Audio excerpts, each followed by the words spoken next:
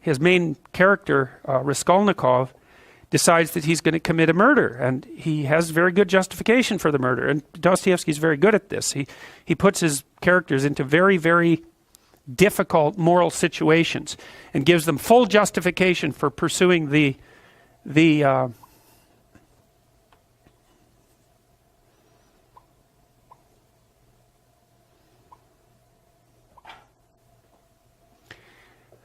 pursuing the pathway that they're pursuing. And so Raskolnikov, he's broke and starving. He wants to go to law school. His sister's about to prostitute herself, roughly speaking, by marrying a guy that hates her, that she hates, and he has contempt for her, or at least acts in that manner.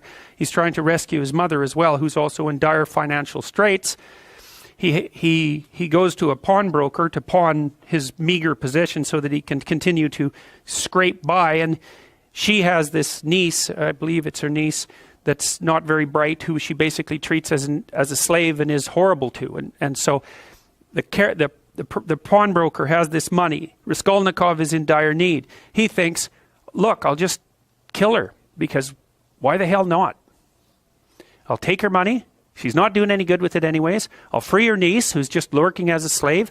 She's got all these other people tangled up in her pawnbroker schemes. All that'll happen is the world will be a better place.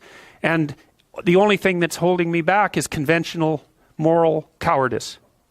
And, Dostoevsky has his character in Crime and Punishment go through days, hours and days and weeks of intense imagination about this, rationalization about this, trying to justify himself, placing himself outside the law so that he can perpetrate this act, and telling himself with all the best nihilistic arguments that the only possible thing that could be holding him back is an arbitrary sense of indoctrinated morality.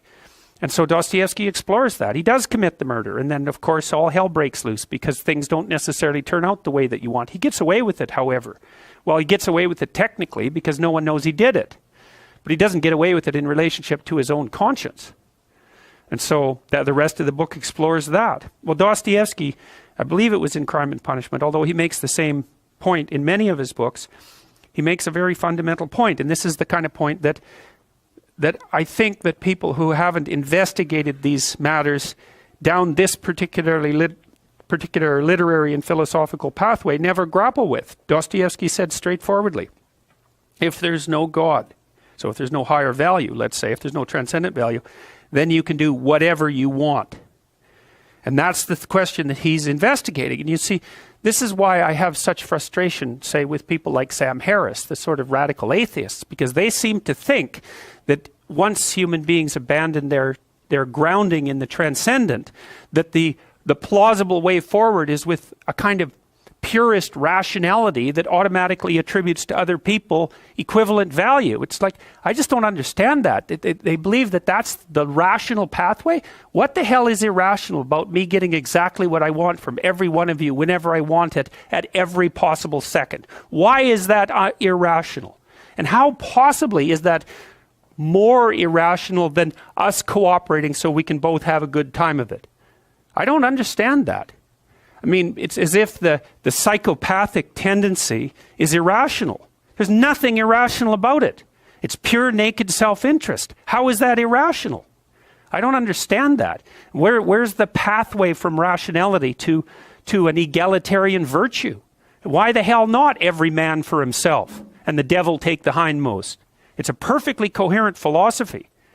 And it's actually one that you can institute in the world with a fair bit of material success if you want to do it.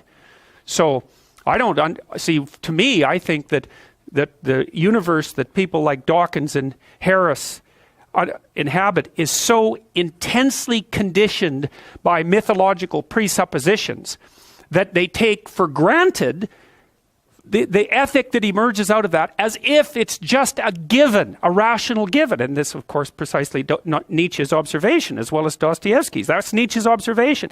You don't get it. The ethic that you think is normative is a consequence of its nesting inside this tremendously lengthy history, much of which was expressed in mythological formulation. You wipe that out. You don't get to keep all the presuppositions and just assume that they're rationally axiomatic. The rational To make a rational argument, you have to start with an initial proposition. Well, the proposition that underlies Western culture is that there's a transcendent morality. Now, you could say that's a transcendent morality instantiated in the figure of God. That's fine. You could even call that a personification of the morality. If you don't want to move into a metaphysical space, I'm not arguing for the existence of God. I'm arguing that the ethic that drives our culture is predicated on the idea of God, and that you can't just take that idea away and expect the thing to remain intact mid-air without any foundational support. In my last podcast, I spoke with the psychologist Jordan Peterson a second time, and many of you detected in my framing of that conversation a certain reluctance to even have it. That's true. Given how badly the first podcast went, I was worried that we would be wasting everyone's time making a second attempt. But as 81% of you wanted us to give it another shot, that's what I decided to do in the end. Now, opinion about the conversation is all over the map. Many people seem to have found it valuable and are very happy we had it, and had nothing but nice things to say about Jordan and me.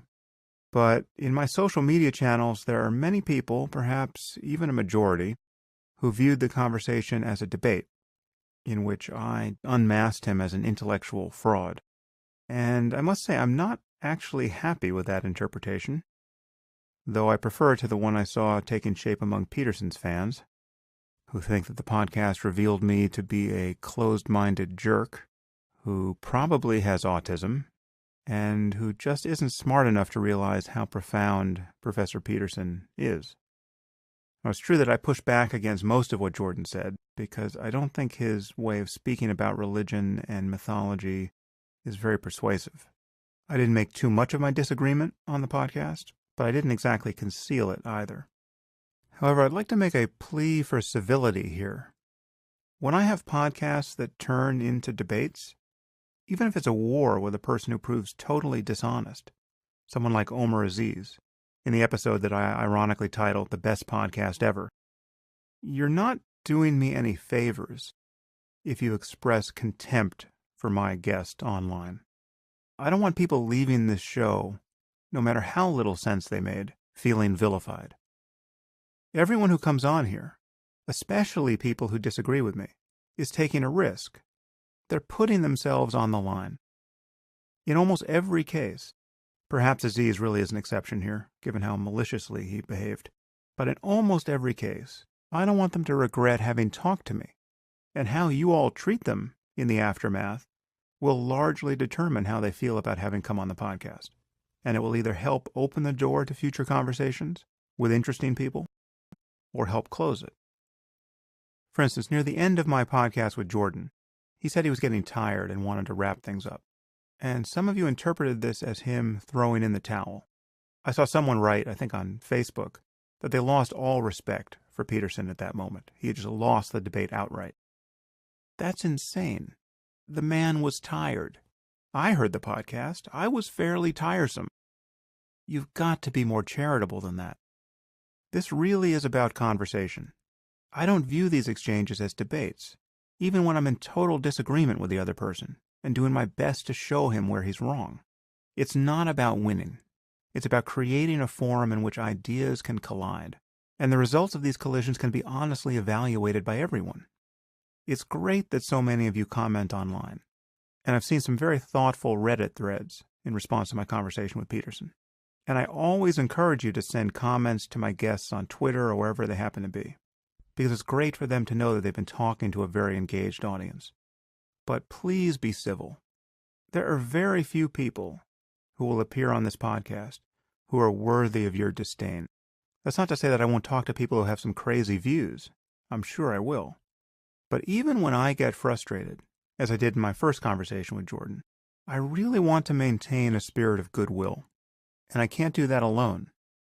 If I say thanks for being on the podcast, and then 10,000 of you jump on Twitter and Facebook and tell my guest what an imbecile he or she is, it's a mixed message, to say the least. Point out their errors, sure, and please point out mine. But please also remember that you're communicating with another human being,